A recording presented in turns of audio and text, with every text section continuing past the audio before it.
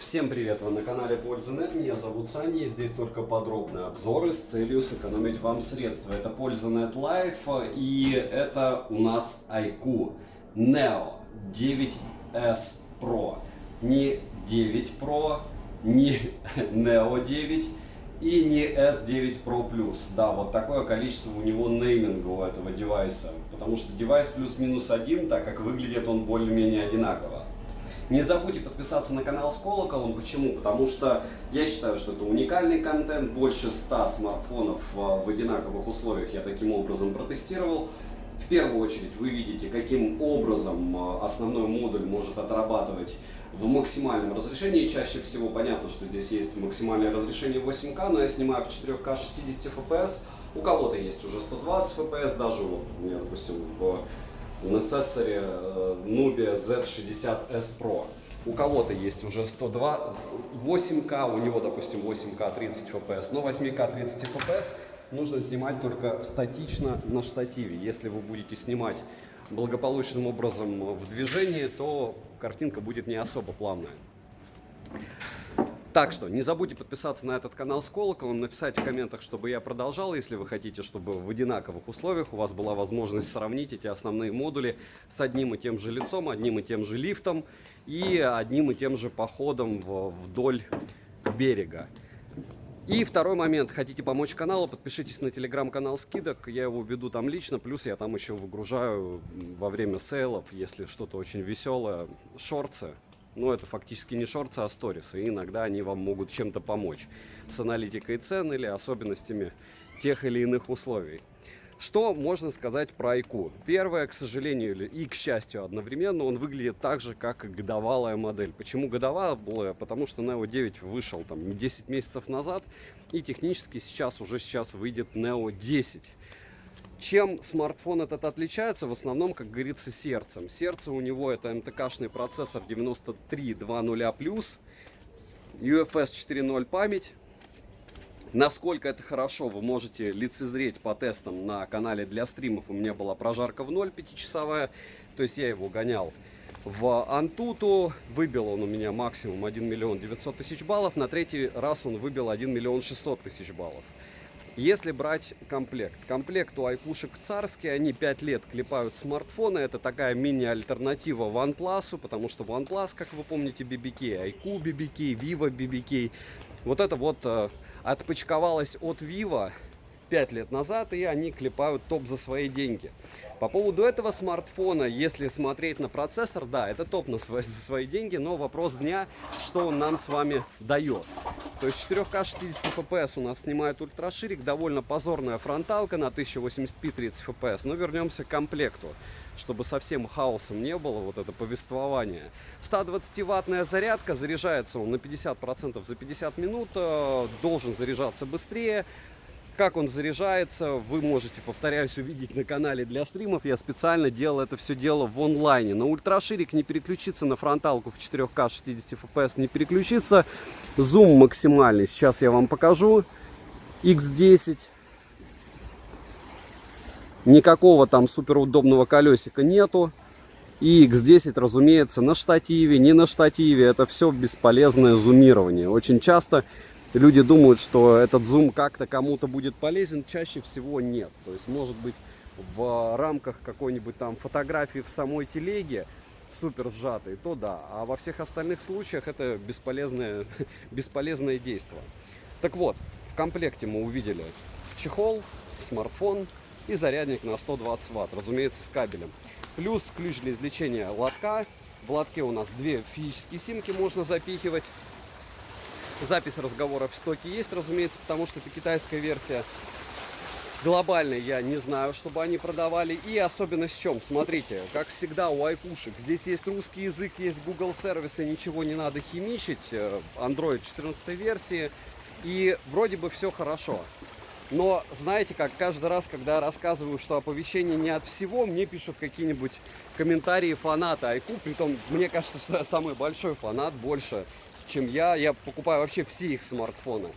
Так вот, пишут комментарии из разряда: вот у меня все оповещения работают, только в WhatsApp не работает. То есть человек не понимает, что если у него периодически не работает в какой-то программе оповещения, то, возможно, другие пользователи пользуются большим количеством программ, и у них оповещения будут не приходить не только от WhatsApp, а, допустим, глючно от телеги и всего остального. Просто он пользуется больше WhatsApp. В общем, в целом, оповещения настраиваются, но не факт, что на 100% они у вас будут отрабатывать. Гуглы встают, шрифты надо скачивать, потому что 2 встроенных шрифта убогие, русский язык в стоке, выбираете и все. Play Market устанавливается. Если еще живет трепещущие вопросы, 3 и 7 бенд есть, 20 у 4G нет. По покрытию, я думаю, все, кто смотрит этот обзор, уже разобрались, какие им бенды нужны. Если говорить про еще особенности, GPS двухдиапазонный, плюс за это им в карму 1 метр точность по тестам, опять же. Если говорить про его особенности, экран шикарный, 451 или 52 ppi, можете лучше перепроверить, но шим иногда под 20-ничек, и это прилично. Если говорить о яркости, яркости хватает, яркость он не сильно сбрасывает, можете посмотреть, повторяюсь, прожарку, там в течение 5 часов мы играли в разные игры, и там пошла особенность. Но мне кажется, кстати, вот сейчас, что, когда я говорю, что он съел 47% в PUBG New State, возможно, это глюк PUBG New State. Почему? Потому что сейчас он у меня почти ни на каких смартфонах вообще не запускается. То ли они там что-то перехимичили, то ли я пытаюсь выгородить для вас IQ, но очень сильно вряд ли. Почему? Потому что, смотрите, 21% он поедает в Diablo Immortals, когда мы играли в час, а 32% он, на 60 FPS при том, 32% он поедал в Genshin Impact, который тоже бодрячком поедает. И то, что он съел 47% в PUBG New State, вот мне кажется, что вполне возможно, он не при делах, а это криворукие программисты. Потому что невозможно, чтобы у меня там на 3 смартфонах сейчас PUBG New State не устанавливается, не работает. Может быть, это не знаю, в чем дело. То есть не активируется, а именно вообще он встает, но не зайти. Следующий момент, самый интересный, наверное, и можно долго рассказывать про то, сколько баллов в Antutu, что UFS 4.0 выбивает только 157 тысяч баллов, мы привыкли уже по 200 тысяч видеть, что экран плоский, безумно классный, фронталка безумно убогая, и снимает он очень классно относительно даже Pixel 8a и видео, и фото. Но хочется сказать, что ценник даже вкусный, но я думаю, вы понимаете, к чему я клоню. Poco F6 за те же деньги не хуже? Ну нет, еще и глобалка со всеми бендами. Honor 200 хуже во многих вопросах, но глобалка за меньшие деньги. А если говорить про, у него меньше способностей, но все равно он значительно дешевле. Если говорить про аналоги, Realme 13 Pro Plus, да, во многом хуже, но значительно дешевле. То есть там на 6000, учитывая налоги, даже на 7, наверное, выходит. И это новиночка, пусть и даже на старом процессоре. Pixel 8a хуже? Конечно, хуже, но это Pixel и это глобалка. Если говорить про, допустим, само устройство, нет у нас мини-джека, нет нормальной защиты от влаги. То есть мы берем Samsung A55, который неплохо снимает, неплохо делает фотографии. Я думаю, по фоткам он ушатает IQ.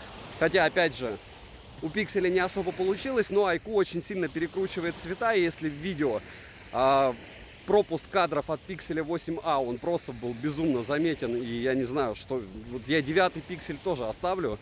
Я его заказал, он уже в пути для того, чтобы сравнивать по видео. Потому что это какой-то бред. Неужели нельзя нормально Android настроить? Так вот.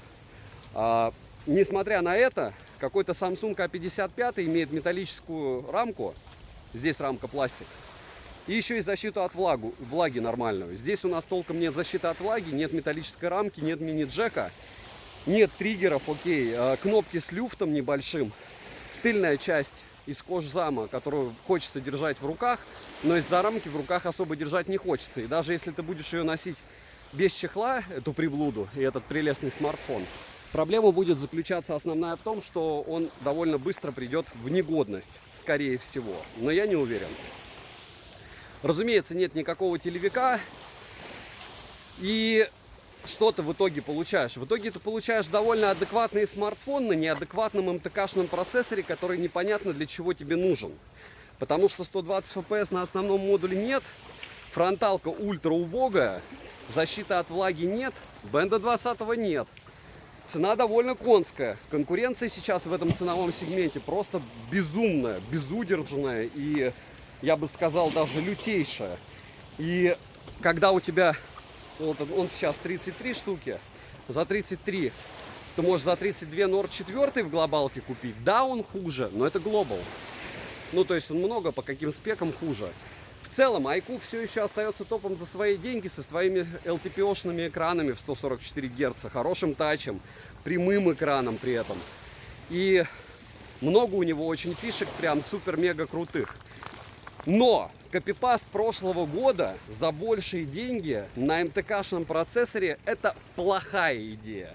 Мне очень нравится дизайн. Они сделали еще на Realme, на 3, получается, на 9 Pro Plus, на 8 Gen 3, по-моему. Вот он когда дойдет мне, тогда я вам расскажу. Но в то же время я за 34 штуки умудрился того же BBK-евского концерна приобрести Realme GT 6 китайской версии со всеми бендами. И ладно, он сейчас 37, но очень близко. И там Snapdragon 8 Gen 3. И там все бенды. И ты смотришь на этот iQOO, и как бы я его не любил, объективно, согласитесь, не тот торт. Ну вот, не то пальто, я не знаю. Хочется дешевле, или хочется лучше, или хочется чего-то нового, или хочется хотя бы каких-то фишек, как у конкурентов, чем они давят. Поэтому Smart видео снимает шикарно, по мне. Фото снимает с недостатками, в первую очередь перекручивает цвета прям люто. Подписывайтесь на канал с колоколом, пишите, чтобы я продолжал, потому что не напишите, я не буду делать это дело.